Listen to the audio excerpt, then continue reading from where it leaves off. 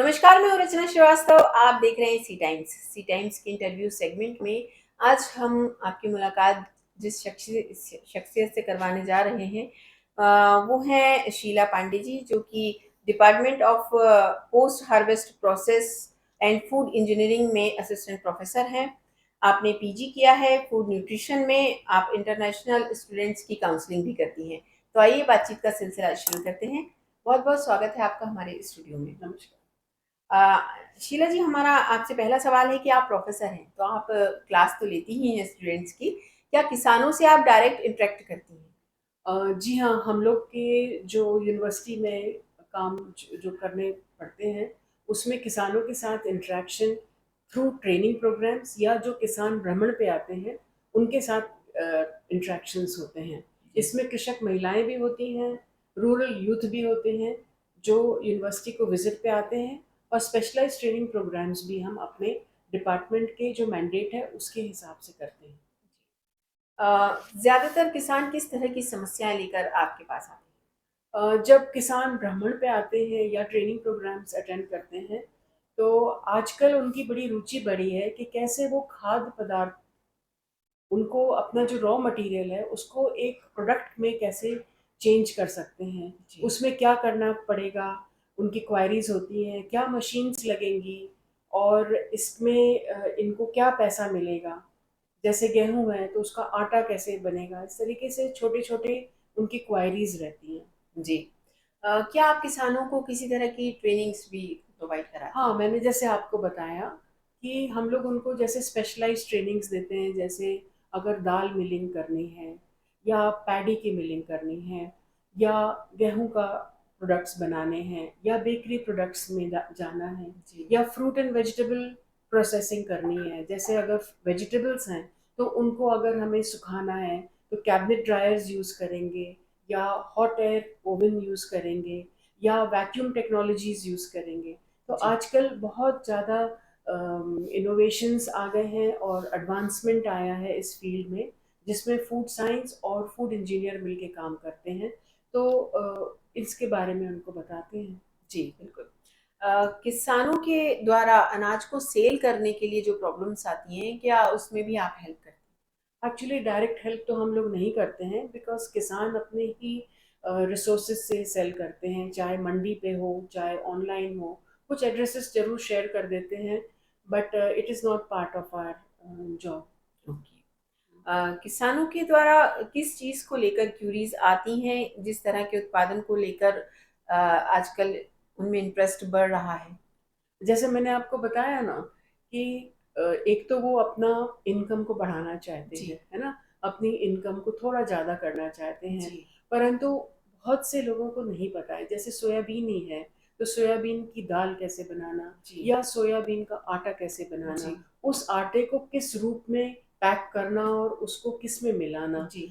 या फिर हम अगर कहें कि फ्रूट, अगर फ्रूट्स की अगर बात करें, तो फ्रूट पल्प कैसे एक्सट्रैक्ट करना, फिर फ्रूट पल्प से हम आरटीएस जूस कैसे बना सकते हैं, या नेक्टर्स कैसे बना सकते हैं, कॉर्डियल जी। कैसे बना सकते हैं। देखिए, हर एक का प्रोसेस अलग होता है, और प्रोटोकॉल भी अलग रहते हैं। मशीन्स कुछ तो सिमिलर रहती हैं।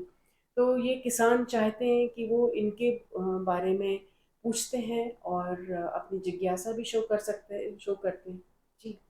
एग्रो प्रोसेसिंग वेस्ट क्या है, और क्या इसका रीयूज किया जा सकता है? हाँ, एग्रो प्रोसेसिंग वेस्ट का मतलब होता है कि जैसे फील्ड में अगर आपकी धान कटी जी। है ना, तो जो थोड़ा लेफ्ट ओवर हो जाता है, उसको कलेक्ट करके हम उसका क्या कर सकते हैं, जी। है ना।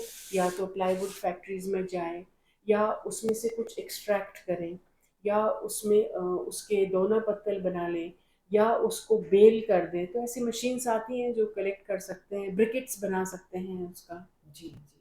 तो सिर्फ एक तरह के अनाज का अलग यूज हो सकता है कि नहीं, सारे अनाजों का जो वेस्ट है उनको लेकर हम कुछ हर यूज एक की कर सकते प्रॉपर्टी, हैं? हर एक वेस्ट की प्रॉपर्टी अलग होती है जी। ना। कुछ तो वर्मी कंपोस्ट वगैरह में भी यूज हो जाता है। जी। जी। फूड इंजीनियरिंग है क्या?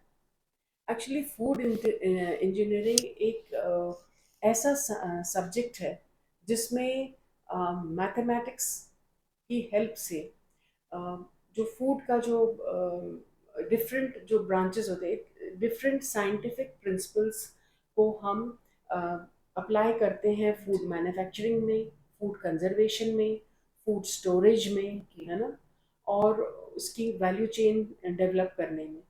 तो ये एक बहुत बड़ा सब्जेक्ट है और इसको सपोर्ट करते हैं बेसिक साइंस के जो सब्जेक्ट्स हैं, वो भी इसको सपोर्ट करते हैं इसको। जी।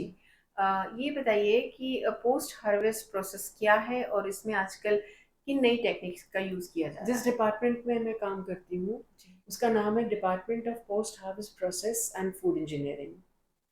और हमारी एक टीम है वहाँ पे जो टीचिंग तो करती ही है, पर उसके साथ में एक all India coordinated research project on post harvest process पे छोटे छोटे सब रिसर्च प्रोजेक्ट्स लेती है और उस पर काम करती है। तो ये जो पोस्ट हार्वेस्ट प्रोसेस जिसको हम कहते हैं कटाई के उपरांत, तो जी। कटाई के उपरांत जो भी ऑपरेशंस होते हैं, है ना, जैसे सीविंग, है ना, उसके बाद उनको प्रोडक्ट्स में कन्वर्ट करना, जी। कौन सी मशीन्स बनेंगी, लगेंगी, स्टोरेज है तो वेयर हाउस डिज़ाइन कैसा होगा, किस टेम्परेचर पे स्टोर होंगे, है ना, उसके पैरामीटर्स क्या होंगे, कितना मॉइस्चर होगा, और रेफ्रिजरेशन है ना? तो ये छोटे छोटे टॉपिक्स उसमें आते हैं। जी। एक और हम वर्ड अक्सर सुनते हैं एग्रो प्रोसेसिंग। तो एग्रो प्रोसेसिंग सेंटर में किस तरह की मशीनें यूज़ की जाती हैं? हाँ, हम लोग का एक मैंडेट होता है जी। जिसमें एग्रो प्रोसेसिंग सेंटर्स को हम लोग को इस्टेब्लिश करना पड़ता है।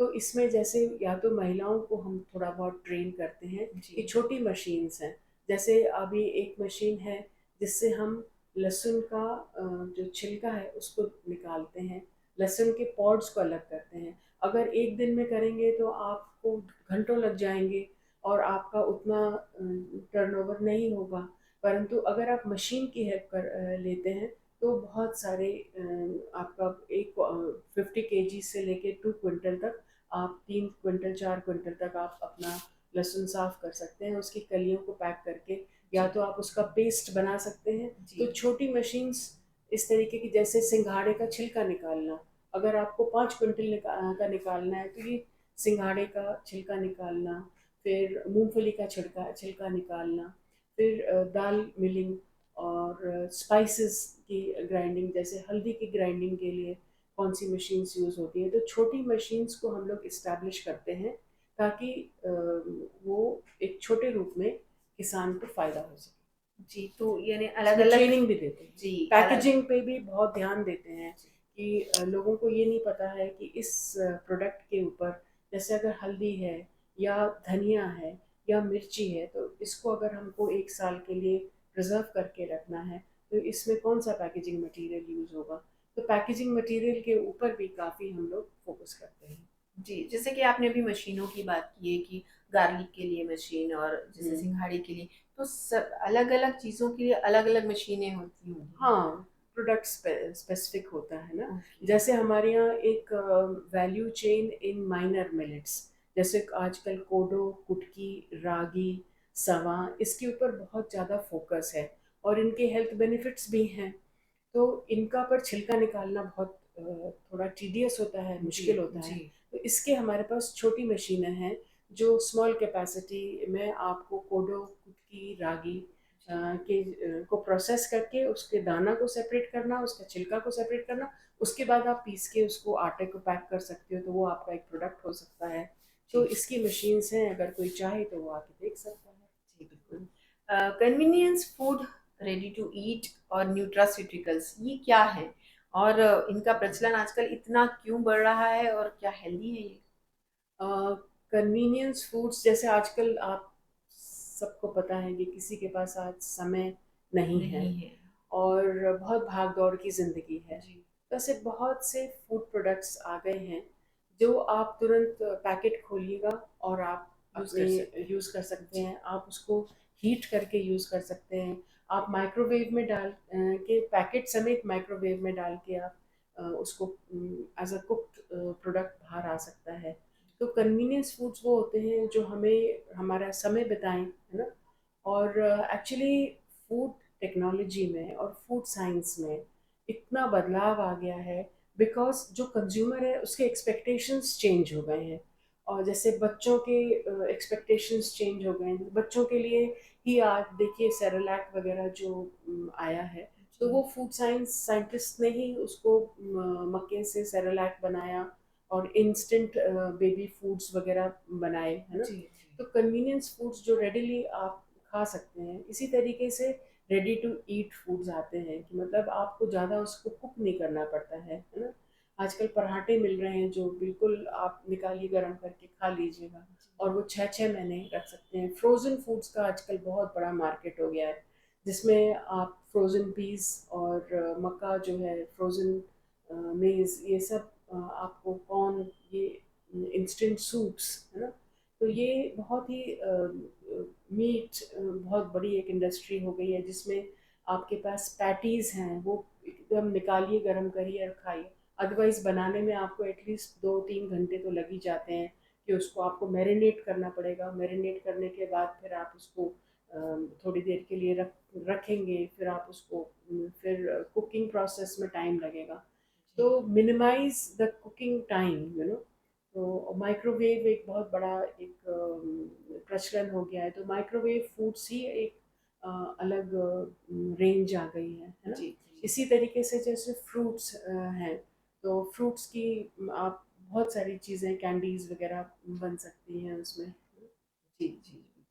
तो ये हेल्थ के लिए कितने सेफ अगर they have been correctly processed in a hygienic manner, ना।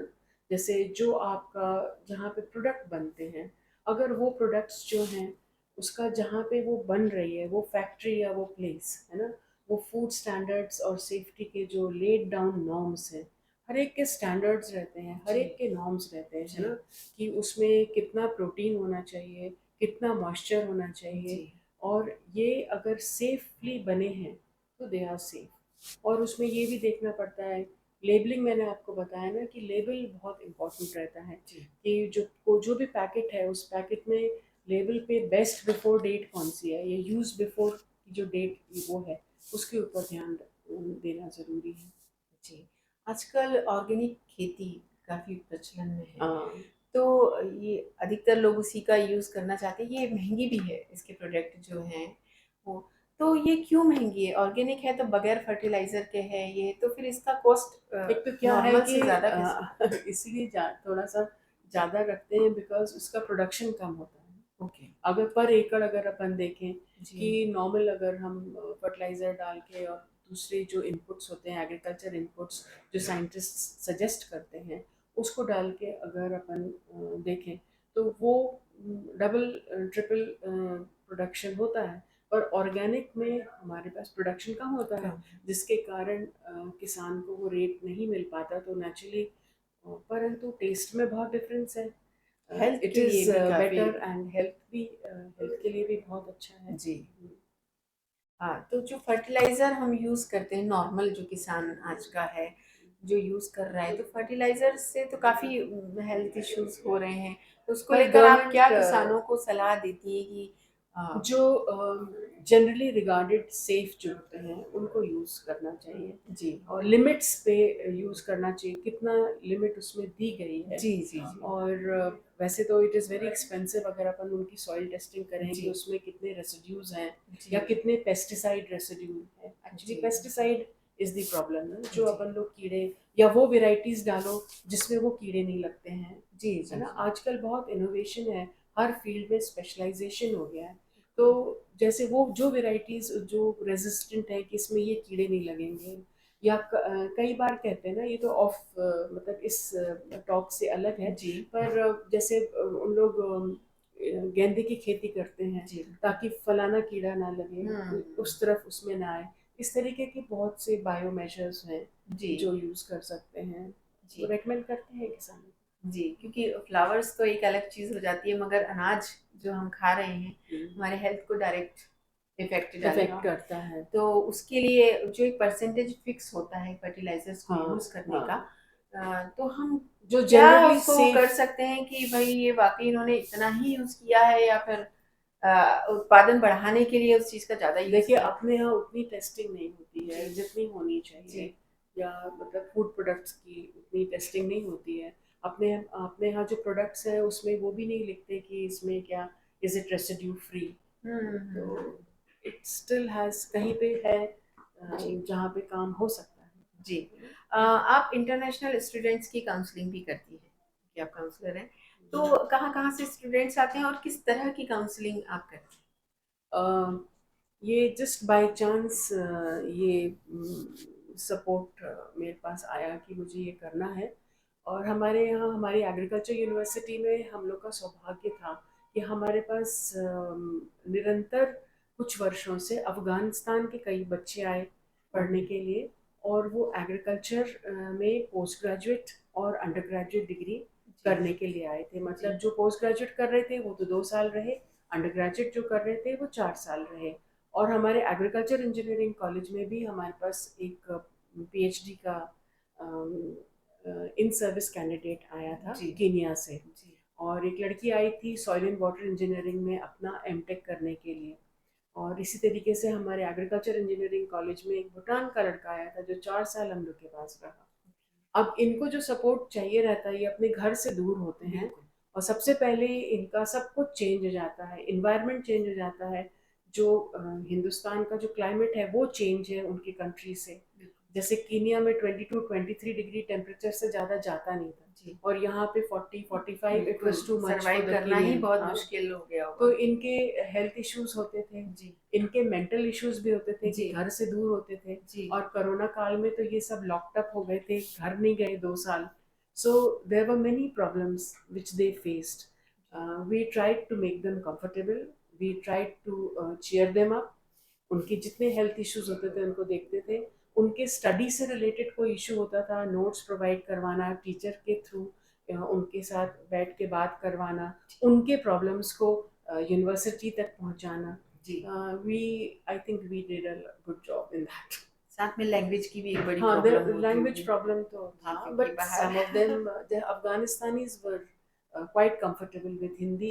Bhutani was also comfortable with Hindi, but the rest Africans had some issues. जी। आपके कॉलेज में इंजीनियरिंग के बाद स्टूडेंट्स के लिए जॉब अपॉर्च्युनिटीज़ क्या हैं? देखिए, हमारे पास जब स्टूडेंट्स आते हैं फर्स्ट ईयर में, तो वो काफ़ी सब्जेक्ट्स पढ़ते हैं, और उसके बाद एमटेक का स्पेशलाइजेशन जो है वो 3 डिपार्टमेंट में जाता है। जैसे post harvest process and food engineering, उसमें फिर soil and water engineering and farm power machinery. तो ये उनकी चॉइस होती है कि वो किस में अपना एमटेक एंड पीएचडी करना चाहते हैं। पर ओके, बीटेक करने के बाद हम लोग का सौभाग्य है कि हमारे बहुत से स्टूडेंट्स हैं जो गेट क्वालिफाई करके आईआईटी दिल्ली, आईआईटी कानपुर, जी, देन खड़गपुर, आईआईटी खड़गपुर में उन्होंने अपना पोस्ट ग्रेजुएशन एंड फिर फर्दर स्टडीज़ के लिए, और फिर हमारी एक स्टूडेंट थी जो ऑस्ट्रेलिया गई पीएचडी करने के लिए। जी, तो और फिर वो बैंकिंग सेक्टर्स में भी जाते हैं, स्टेट गवर्नमेंट में भी जाते हैं, और नॉन गवर्नमेंट ऑर्गेनाइजेशंस में भी वो उन्होंने काफ़ी अपना, जैसे सृजन है और प्रधान है, और भी सॉइल एंड वाटर कंजर्वेशन के जितने ऑर्गेनाइजेशंस हैं उसमें वो अपना काम करते हैं। They do well. जी। आपके कॉलेज में कितने डिपार्टमेंट्स हैं? मैंने आपको बताया ना कि जी, एक तो है सॉइल एंड वाटर जी, इंजीनियरिंग, और सॉइल एंड वाटर इंजीनियरिंग में अभी एक national higher education project in agriculture का एक बहुत बड़ा सपोर्ट है, जिसमें स्टूडेंट्स रिमोट सेंसिंग के बारे में बहुत बढ़िया ट्रेनिंग ले रहे हैं, और मध्य प्रदेश की मैपिंग कर रहे हैं सॉइल के ऊपर, और बहुत सारे रिसर्च उसमें उन्होंने दिया है। दूसरा है फार्म पावर मशीनरी, है ना। जी, फार्म पावर एक बहुत इम्पॉर्टेंट पार्ट होता है किसी भी एग्रीकल्चर ऑपरेशन का। तो उसमें आपको जान के मज़ा आएगा कि हमारी यहाँ की जितनी लड़कियाँ हैं वो भी बहुत अच्छे से ट्रैक्टर चलाती हैं। ओके, हाँ, सो लड़कियाँ बहुत हैं, मोर देन 60% गर्ल्स का ओके, एनरोलमेंट है जी, हर साल। और ये आपको जान के खुशी होगी कि this is the only agriculture engineering college in Madhya Pradesh. जी, मैं और वही हमारा जो डिपार्टमेंट है, department of post harvest process and food engineering, जी, तो इसमें भी स्टूडेंट्स अपने पोस्ट ग्रेजुएट स्टडीज़ करने के बाद they prefer to take up a research line और a teaching line, or they go into food industries. जी। और जो कॉलेज ऑफ एग्रीकल्चर है उसमें department of food science and technology है। तो वहाँ के स्टूडेंट्स इंडस्ट्री में बहुत जाते हैं, बिकॉज इंडस्ट्री को, फूड इंडस्ट्री एक राइजिंग सनराइज इंडस्ट्री जिसको कहते हैं, तो वहाँ पे वो अपना as a food scientist, as a quality control manager, है ना, and as a food analysis के लिए जो पार्ट होता है वो सब उन लोग करते हैं उसमें। जी। टेस्टिंग, एनालिसिस, प्रोडक्ट डेवलपमेंट, नए प्रोडक्ट डेवलप करते हैं, है ना, जिसमें लो कार्बोहाइड्रेट रेसिपीज हो, जिसमें लो फैट हो, या फैट रिप्लेसर्स जिसमें यूज़ कर सकते हैं। तो वो जो भी पढ़ते हैं अपना यहाँ पे, वो फूड इंडस्ट्री में अप्लाई करते हैं। High fibre foods, high fibre biscuits, है ना, तो बहुत से चीज़ें हैं। कुछ बच्चे तो ये कोल्ड चेन जो है अपना, आजकल रिटेल मार्केटिंग और रिटेल सेक्टर बढ़ रहा है, तो वहाँ पे जो कोल्ड चेन है, कोल्ड फ्रोज़न फूड्स जो हैं, जैसे फ्रोज़न समोसास, है जी। ना, फ्रोज़न बन्स, तो उस पे भी काम कर रहे हैं। जी। न्यूट्रिशनिस्ट होने के नाते आप हेल्दी फूड को लेकर लोगों को क्या सलाह देना चाहेंगे? एज एन बेसिकली आपको पता है कि मेरी बेसिक डिग्री पोस्ट ग्रेजुएशन जो था वो फूड एंड न्यूट्रिशन में था, और मैंने I was very lucky to have wonderful teachers in MH, the department of food and nutrition. जी। तो जैसे डॉक्टर मीरा वैद थी, and Saeeda Kausar, they were all our teachers. तो we were blessed to have them. तो वो करने के बाद फिर I joined as a food scientist in, तो बेसिक डिग्री तो मेरी फूड एंड न्यूट्रिशन है, लगाव भी मेरा फूड एंड न्यूट्रिशन से है। जी। तो जो फूड एंड न्यूट्रिशन की इम्पोर्टेंस अब सबको समझ में आ रही बिल्कुल। है ना, बिल्कुल। Because everything is changing. जी। जो बच्चे हैं उनके फूड हैबिट्स भी चेंज हो रहे हैं, वर्किंग मदर्स को टाइम नहीं है ना, एंड जो एजड पीपल हैं उनकी रिक्वायरमेंट्स भी स्पेशलाइज्ड होती हैं। तो उनके लिए भी एक जो सपोर्ट होना चाहिए, न्यूट्रिशनल सपोर्ट होना चाहिए। जनरली अगर हम एजड की ही बात करें तो आप देखेंगे कि उनको विटामिन एंड मिनरल डेफिशिएंसीज होती हैं, प्रोटीन डेफिशिएंसी होती है। यही चीज़ यंग बच्चों में भी होती है, बिल्कुल। और यही अपने हिंदुस्तान में बहुत 80% लोग जो हैं उनको प्रोटीन डेफिशिएंसी है। बिल्कुल। तो एटलीस्ट रीड अप, अपना एजुकेशन, उसमें इंफॉर्मेशन लें, एक डाइटिशियन के साथ सपोर्ट सिस्टम करें, अपने डॉक्टर से क्वेश्चंस पूछें। और जो बच्चे हैं, एडोलेसेंट बच्चे हैं, एटलीस्ट वो जो खा रहे हैं जंक फूड, उसकी लेबल में देखें कि उसमें उनको कितना शुगर मिल रहा है और कितना प्रोटीन नहीं मिल रहा है, और अपने उसमें high fibre protein rich foods को इंक्लूड करें। बिल्कुल, जैसे आपने शुगर की बात की, आजकल छोटे-छोटे बच्चों को शुगर देखने में आ रही है। डायबिटिक, जी, इंडिया बिल्कुल, इज नाउ बिल्कुल। Becoming the diabetic capital of the बिल्कुल। वर्ल्ड। हाँ, बिल्कुल। अब एक पर्सनल सा सवाल कि आप इतनी बिज़ी रहती हैं, तो साथ में फैमिली को कैसे मैनेज कर पाती हैं?